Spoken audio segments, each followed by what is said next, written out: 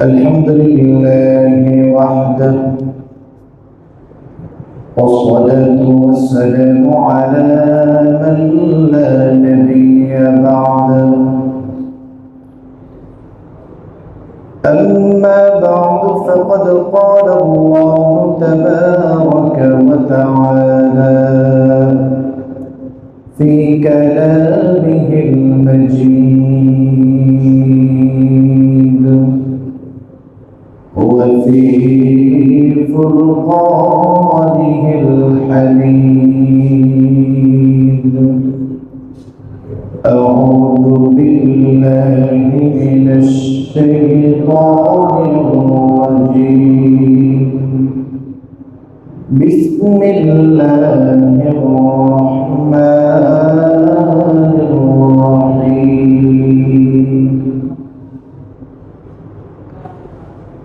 ذلك اليوم الحق، فمن شاء اتخذ إلى ربه مآبا.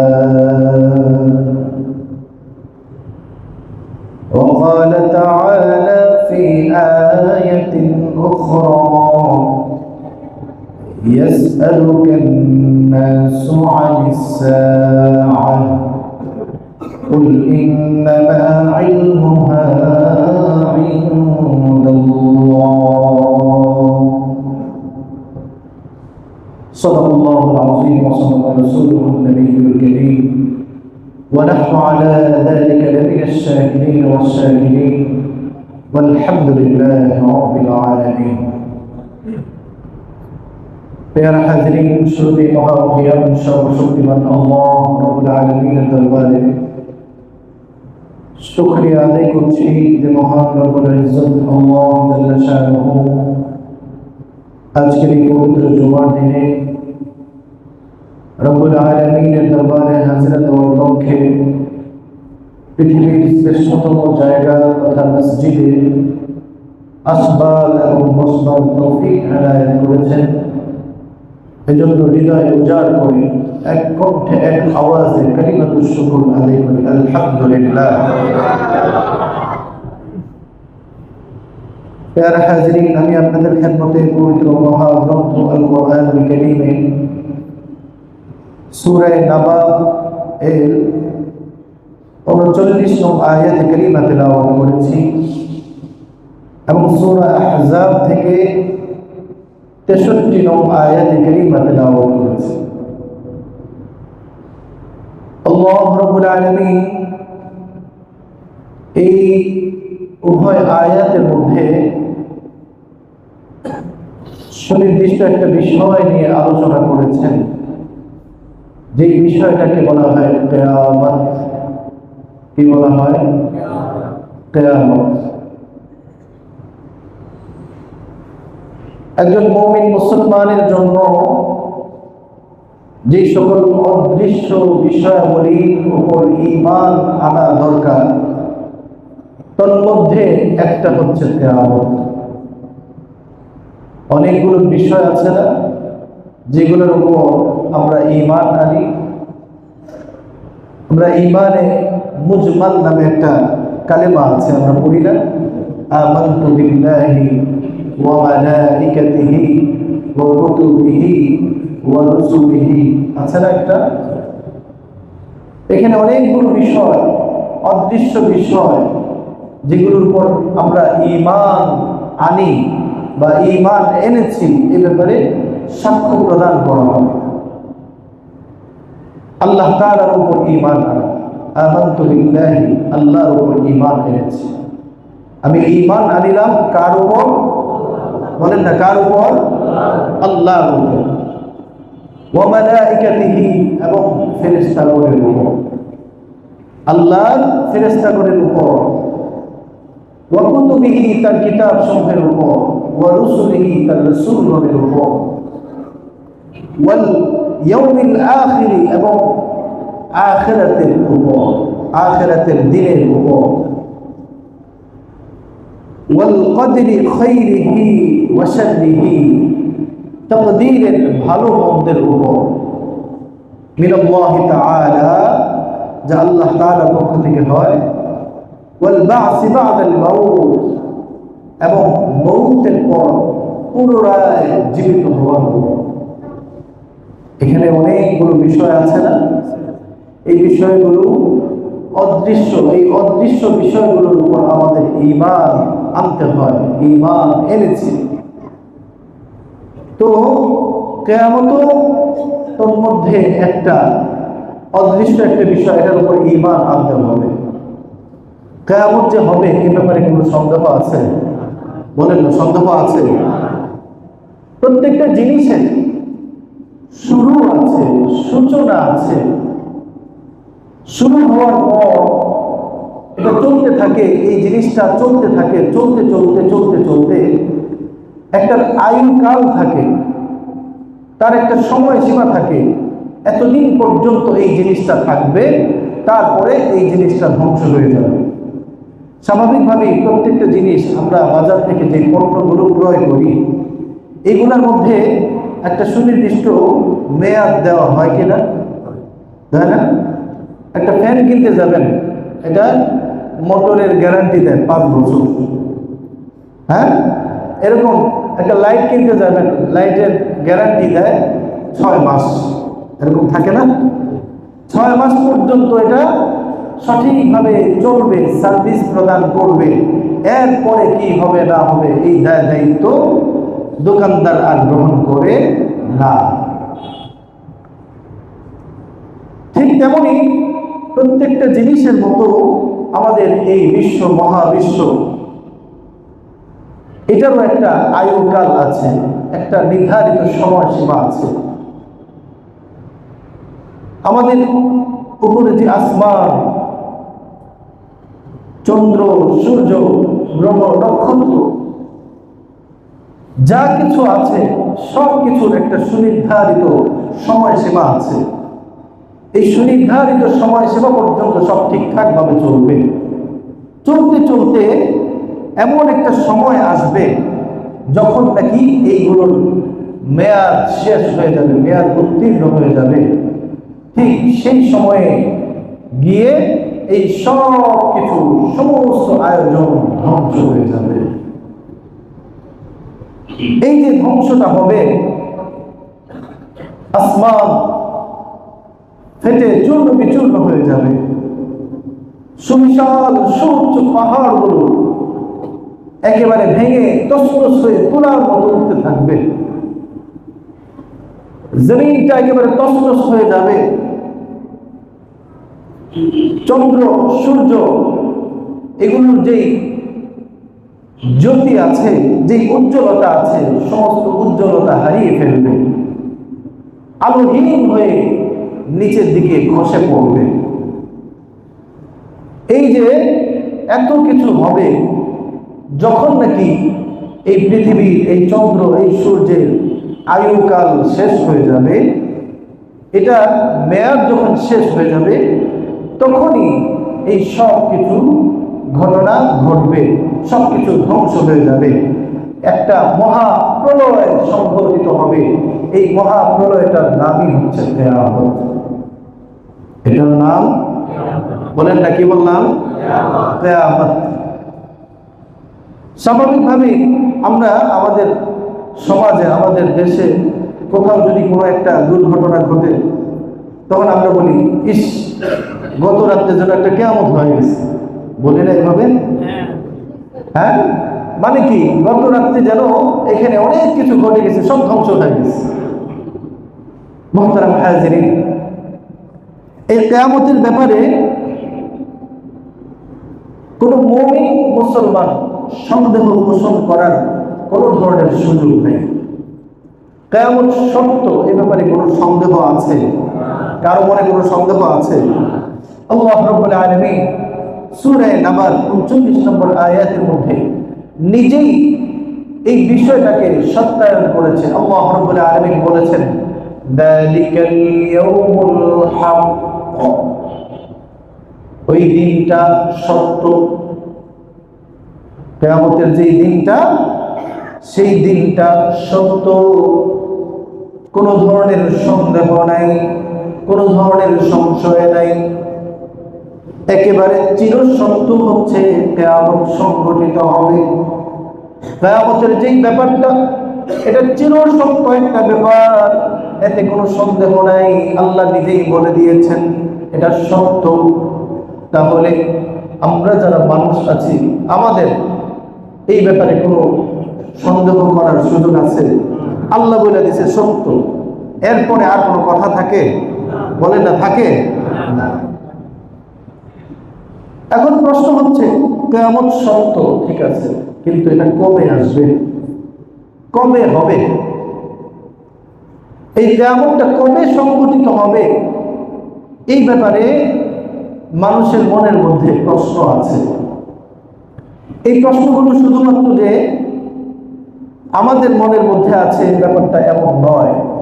আগেও আমাদের পূর্ববর্তী যে সমস্ত মানুষেরা অতিবাহিত হয়েছে, সকলের দিলের মধ্যেই এমন একটা প্রশ্ন ছিল, কিয়ামত সত্য কিন্তু কবে, কিয়ামত আসবে কিন্তু কবে। মুহতারাম হাজিরিন,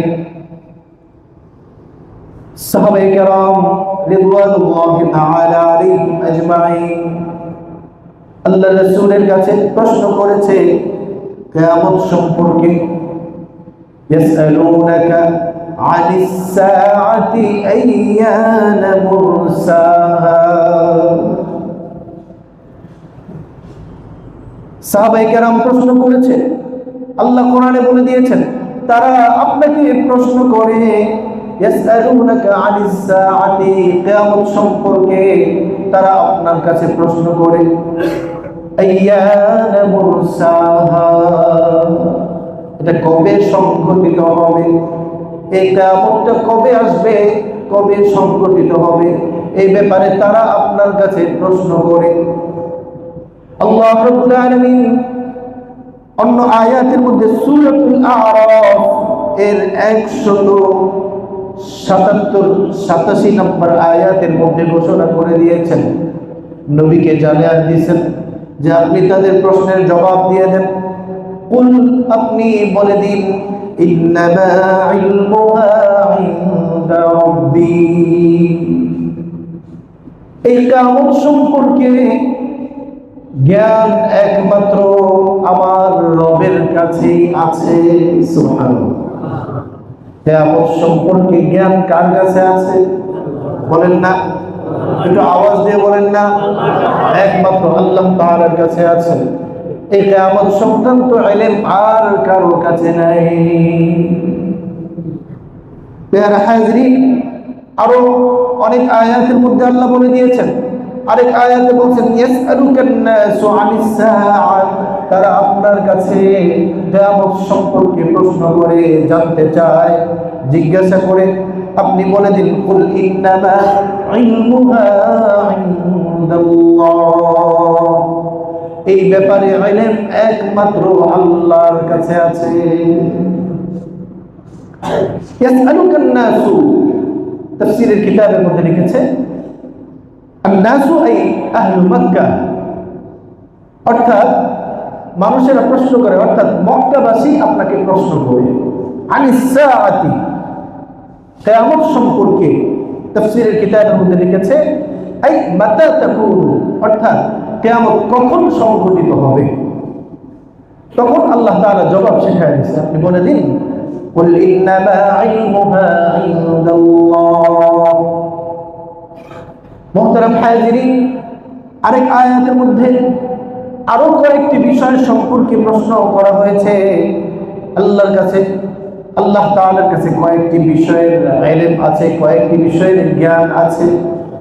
কোরআনে বলা হয়েছে, ইন্নাল্লাহা ইনদাহু ইলমুস সাআ, নিশ্চয়ই আল্লাহর কাছে কিয়ামত সংক্রান্ত ইলম রয়েছে। আরেক আয়াতে বলা হয়েছে, ওয়া ইনদাহু মাফাতিহুল গায়ব, কয়েকটি বিষয়, কয়েকটি অদৃশ্য বিষয়ের ইলম একমাত্র আল্লাহর কাছে আছে। এর মধ্যে একটা হচ্ছে, ওয়া ইউনাজ্জিলুল গায়স ওয়া ইয়া'লামু মা ফিল আরহাম وما تدري نفس ماذا تكسب غدا আল্লাহু আকবার। কখন কোথায় কতটুকু পরিমাণে বৃষ্টি হবে এই ইলম একমাত্র আল্লাহর কাছে আছে। কার কাছে? আল্লাহ। মায়ের পেটের ভেতর কি আছে, ছেলে হবে না মেয়ে হবে, এই ইলম একমাত্র আল্লাহর কাছে আছে। কার কাছে? আপনি আগামী দিন কি উপার্জন করবেন এই ইলম একমাত্র আল্লাহর কাছে আছে। কার কাছে? আল্লাহর কাছে। বলবেন হুজুর, আমরা তো দেখি মায়ের পেটের ভেতর কি আছে না আছে এটা ডাক্তাররা আলট্রাসোনোগ্রাম করার মাধ্যমে বলে দেয় যে ছেলে হবে বা মেয়ে হবে। প্রিয় ভাইয়েরা আমার, ডাক্তাররা যে বলে, এক নম্বর কথা হচ্ছে এই বলাটা সুনির্দিষ্ট একটা সময়সীমা অতিক্রম করার পর বলতে পারে, এর আগে বলতে পারে না। কথা ঠিক কিনা? আগে আগে কিন্তু বলতে পারে না। অনেকটা সময় যখন অতিবাহিত হয়ে যায় তারপরে বলতে পারে। এক নম্বর উত্তর। দুই নম্বর হচ্ছে সব সময় ডাক্তারদের বক্তব্য অনুযায়ী ফলাফল পাওয়া যায় না। অনেক সময় দেখবেন ডাক্তার বলছে একটা, হয়ে যায় আরেকটা। হয় কি হয় না? বলেন না, হয় কি হয় না? তাহলে বোঝা গেল আল্লাহর কথা সত্য। আল্লাহ বলেছেন মায়ের পেটের ভেতরে কি আছে এটা একমাত্র আল্লাহ রাব্বুল আলামিন জানে, পৃথিবীর কোনো মানুষ বলতে পারবে না। যাই হোক, বলতেছিলাম এই অদৃশ্য বিষয়গুলোর কথা, যেগুলোর জ্ঞান, যেগুলোর ইলম একমাত্র আল্লাহ রাব্বুল আলামিনের কাছে আছে। তার মধ্যে একটা অদৃশ্য বিষয় হচ্ছে কিয়ামত। কিয়ামতের বিষয়টাও, কিয়ামত সম্পর্কে ইলমটাও একমাত্র কার কাছে আছে? বলেন না, কার কাছে আছে? আল্লাহর কাছে আছে।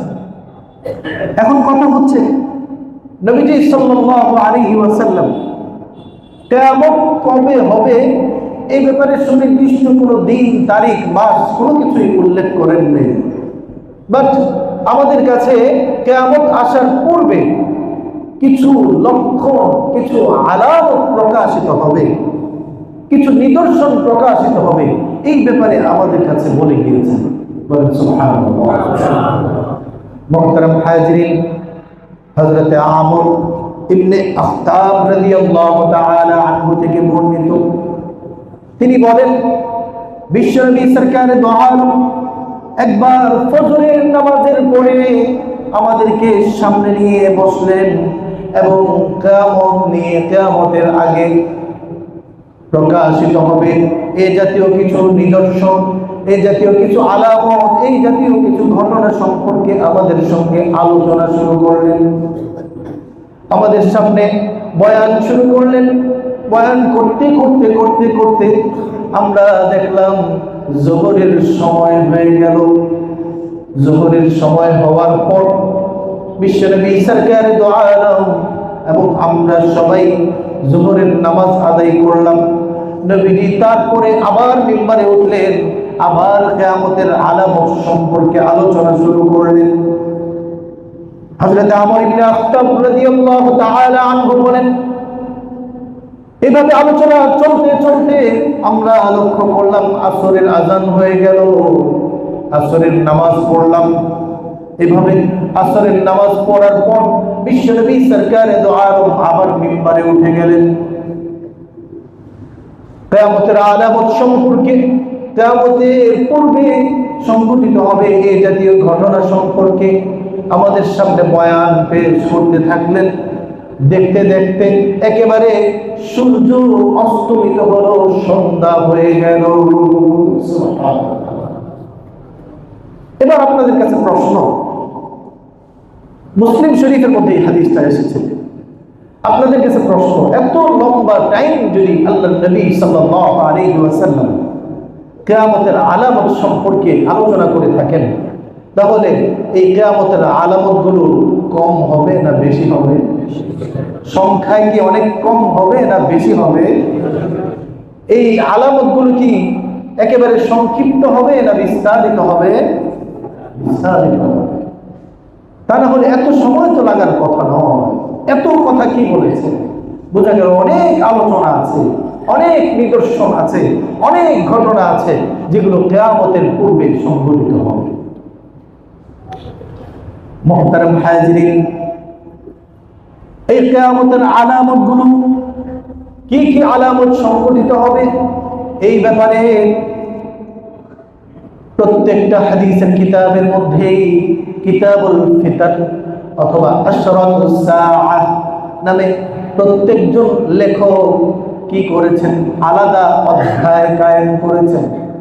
বড় বড় হাদিসের কিতাবগুলোর মধ্যে প্রত্যেকটা কিতাবের মধ্যে মোটামুটি এরকম অধ্যায় কায়েম করা আছে যে কিয়ামতের ঘটনা, কিয়ামতের আলামত, কিয়ামতের চিহ্ন, হ্যাঁ, এই জাতীয় বিভিন্ন অধ্যায় প্রত্যেকটা হাদিসের কিতাবের মধ্যে আলাদাভাবে উল্লেখ করা হয়েছে। প্যারা হাজিরিন, এই সমস্ত আলামতগুলোকে আমরা যদি প্রাথমিকভাবে ভাগ করি তাহলে দুই ভাবে ভাগ করা যায়। একটা হচ্ছে আলামতের সুগরা বা ছোট আলামত। আলামত বুঝেন তো? আলামত বুঝেন তো? চিহ্ন। হ্যাঁ, এক জায়গায় ধোঁয়া উঠতেছে, তাহলে আমরা কি মনে করি? এখানে মনে হয় আগুন লাগছে। ধোঁয়া ওঠাটা এটা হচ্ছে আগুন লাগার একটা আলামত বা একটা নিদর্শন। কথা বুঝতেছেন তো নাকি? কথা বুঝতেছেন?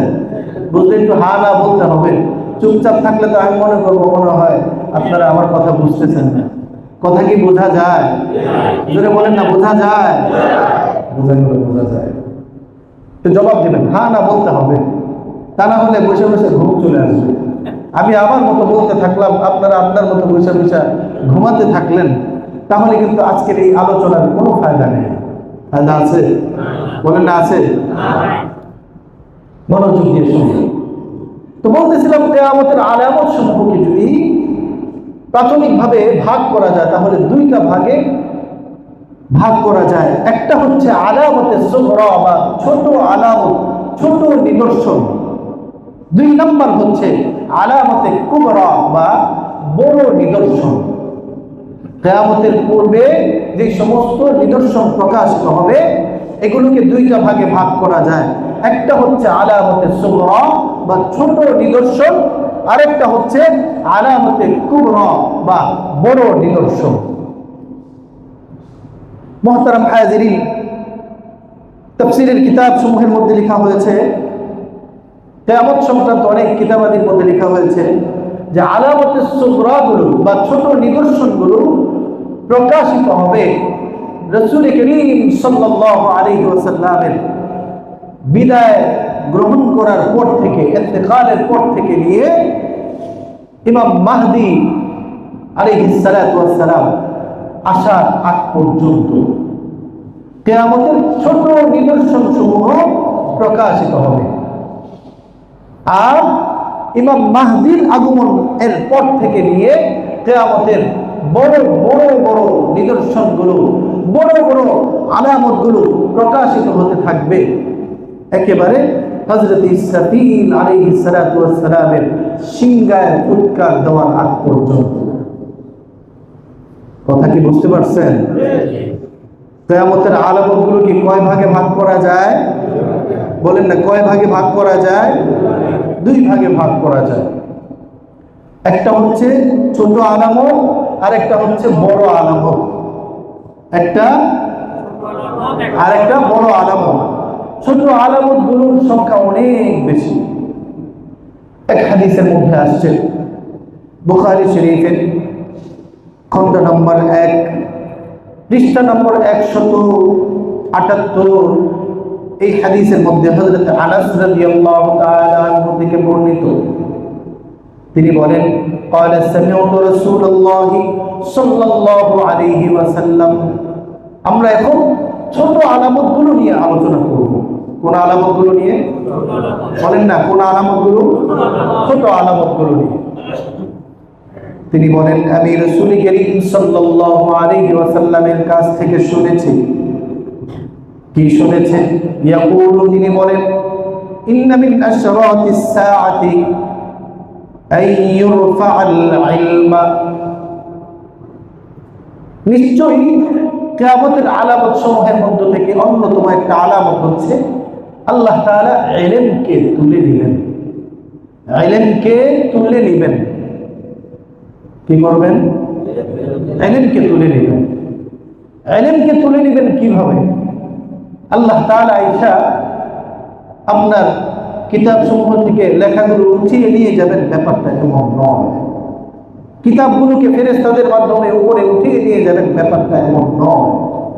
এই কথার ব্যাখ্যায় মুহাদ্দিসিনে কেরাম লিখেছেন, ইলমকে তুলে নেওয়ার অর্থ হচ্ছে আল্লাহ তাআলা আলেমদেরকে তুলে নেবেন। কাদেরকে তুলে নেবেন? আলেমদেরকে।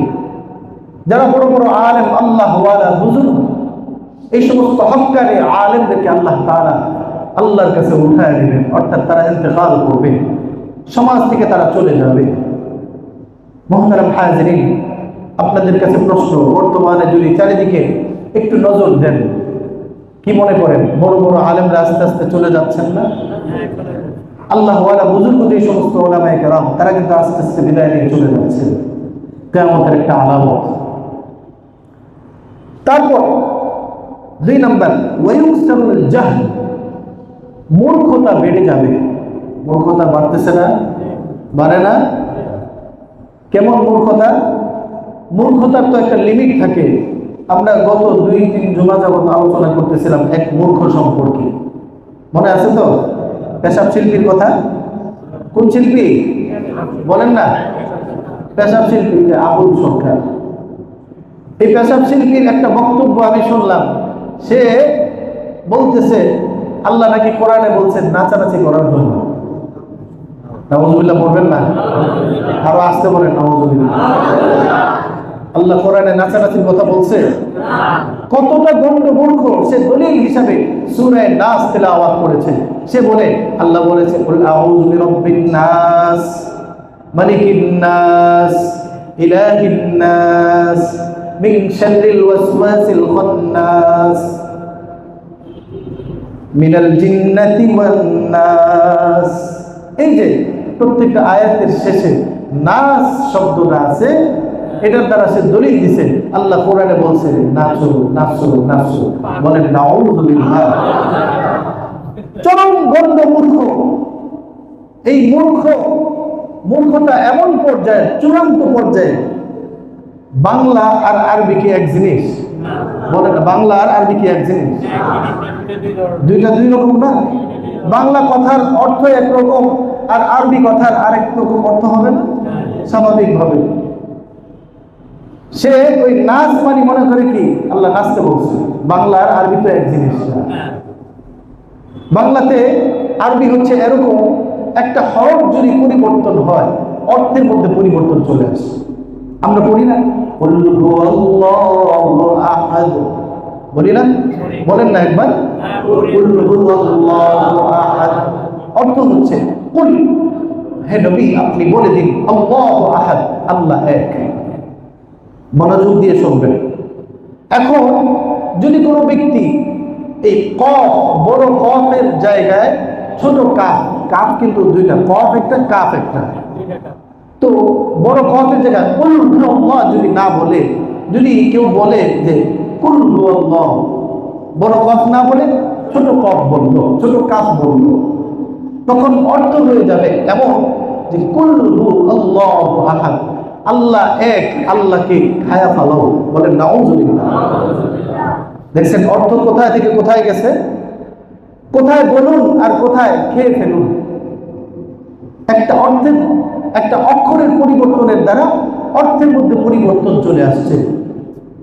আর ওই গণ্ড মূর্খ সে ওই যে নাচ, নাচ পুরো একটা শব্দ, পুরো শব্দটা একটা অক্ষর না, পুরো একটা শব্দকে সে বাংলাতে ব্যাখ্যা করে দিছে। নাচ মানে হচ্ছে নাচো। বলে নাউযুবিল্লাহ। নাচ শব্দের শাব্দিক অর্থ হচ্ছে, আবিধানিক অর্থ হচ্ছে মানুষ।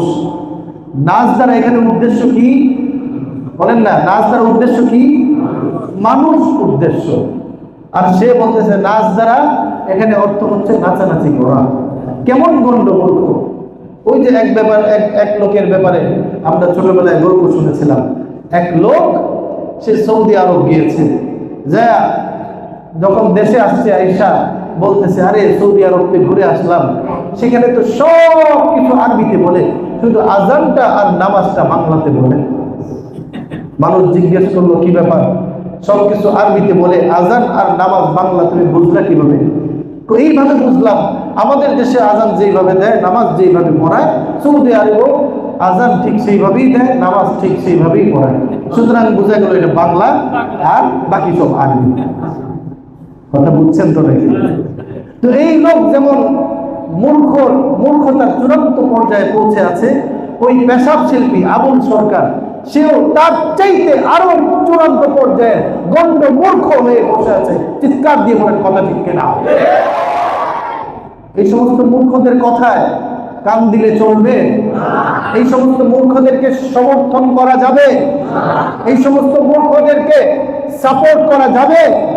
এই সমস্ত মূর্খরা আল্লাহ এবং তার হাবিবকে নিয়ে, কোরআন এবং সুন্নাহকে নিয়ে যদি কোনো বিসংকার করে, তাহলে তাদের দাঁত ভাঙা জবাব দেওয়ার জন্য মুসলমান সদা সর্বদা প্রস্তুত থাকবেন তো ইনশাআল্লাহ?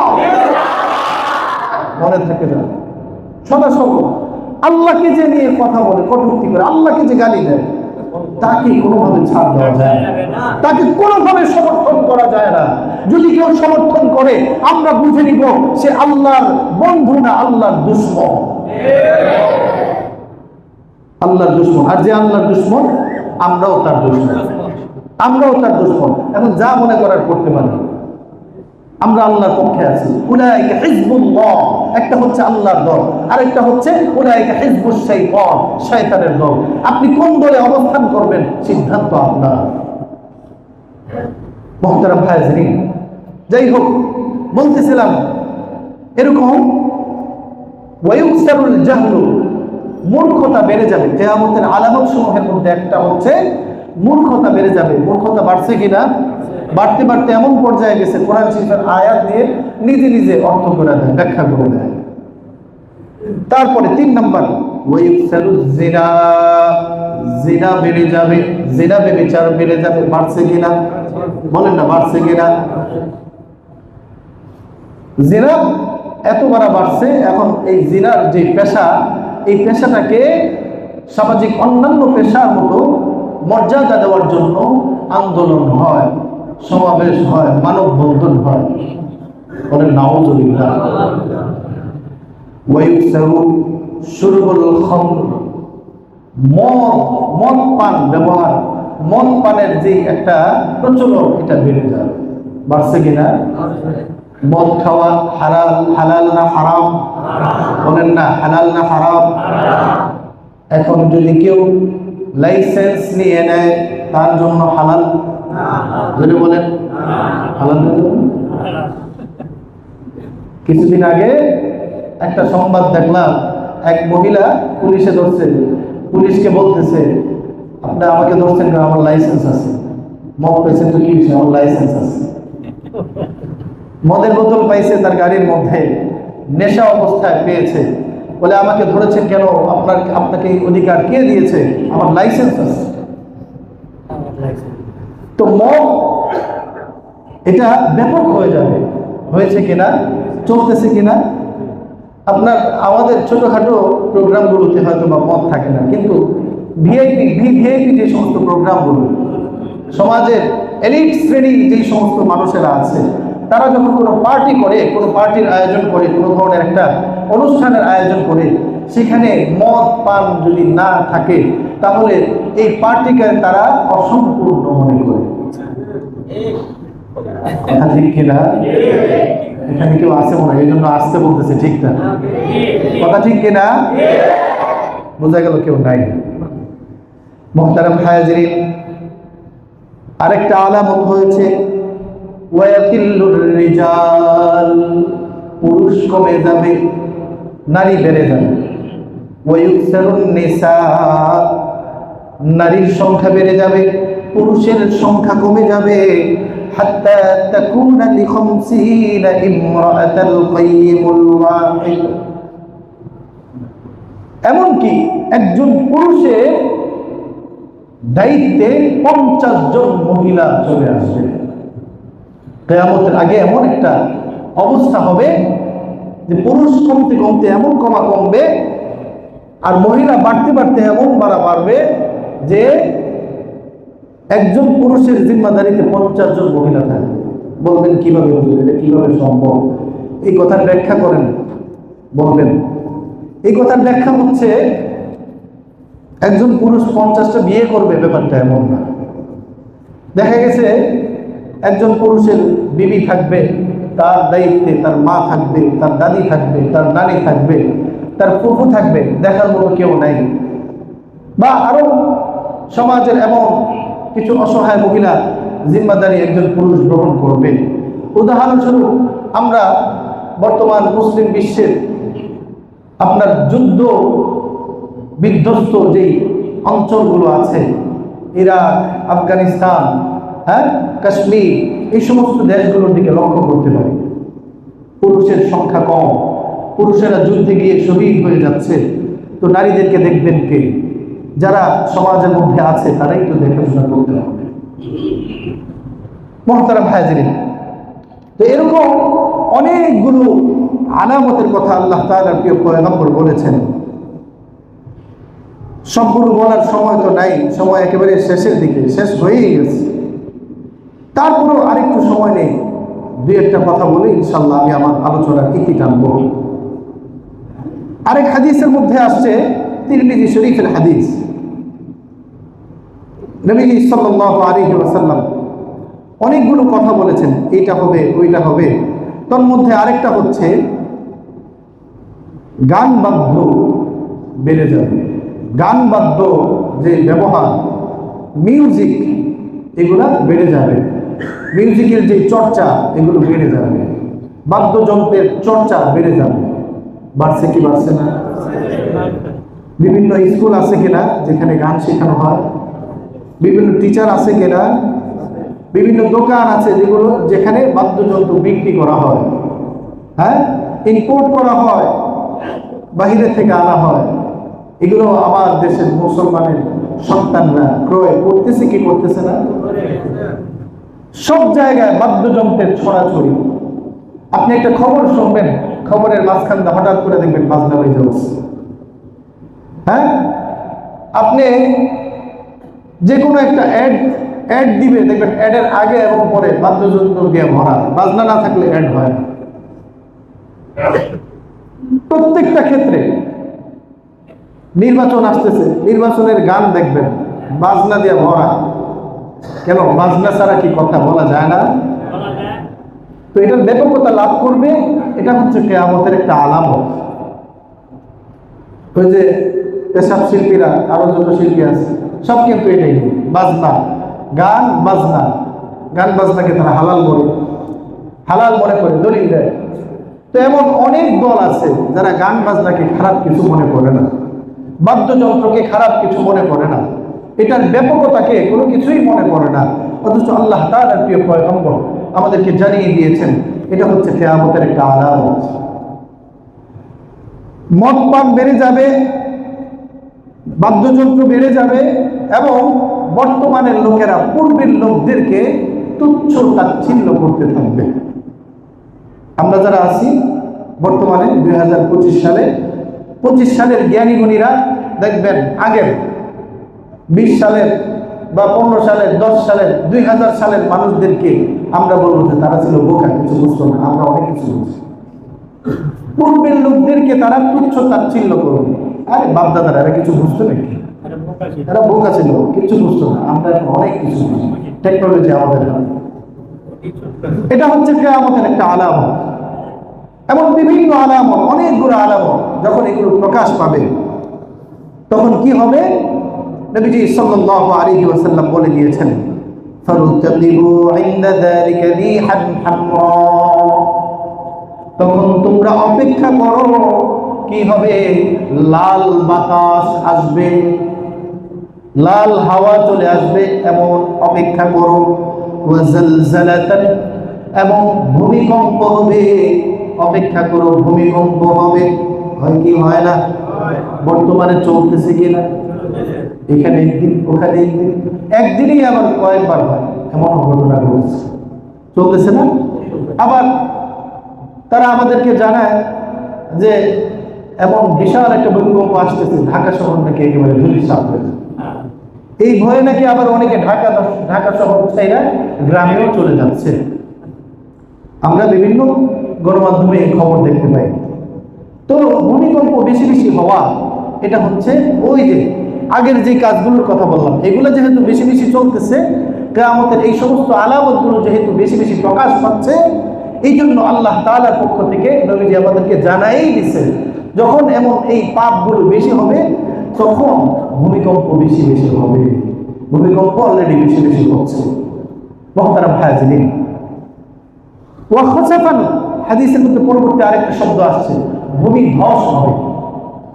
একটা হচ্ছে ভূমিকম্প, আরেকটা হচ্ছে ভূমিধস। হঠাৎ করে এক জায়গায় দেবে যাবে, হঠাৎ করে এক জায়গা দেবে যাবে, গর্ত হয়ে যাবে, বিশাল গর্ত, পাহাড় ভেঙে পড়ে যাবে, বিল্ডিং ভেঙে পড়ে যাবে, নিচে চলে যাবে। এমন ঘটতেছে না? গতকালকেও এক জায়গায় হয়েছে।